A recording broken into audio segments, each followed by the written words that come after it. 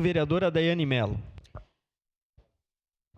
Senhor presidente, senhores vereadores, eu acompanhei algumas discussões dos fios emaranhados, dos fios soltos através da vereadora Marisol na outra legislatura, então acompanhei isso lá no Cidade Nova, exatamente, na Estação Cidadania, onde a gente tem diversos problemas assim, e a gente recebe também todos os dias reclamação de moradores, né, de vários bairros, dos fios soltos, emaranhados e tudo mais. Ali na saída do gás butano para vir para a Câmara, todos os dias eu passo, tem uma quantidade de fios lá. E a gente sempre faz a reclamação, faz o encaminhamento, mas as coisas realmente são muito morosas, né? Não acontece, muito burocrático. O contato da RGE, o Rafael até muitas vezes tenta nos auxiliar, mas falta abraço para ele conseguir resolver. E aqui eu quero parabenizar, então, o secretário Weber por colocar isso na legislação, por identificar um problema da nossa cidade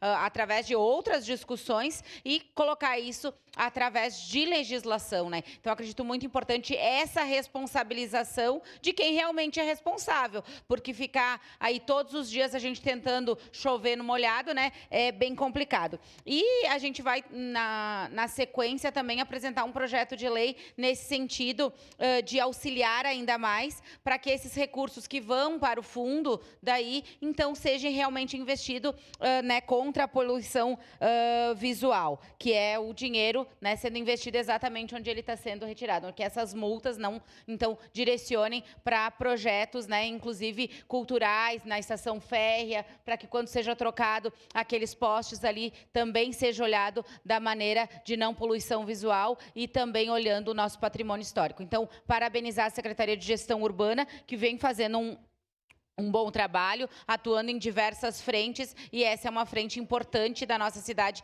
e que precisava, sim, de responsabilização, e vem isso através desse projeto de lei, então, obviamente, votaremos favorável.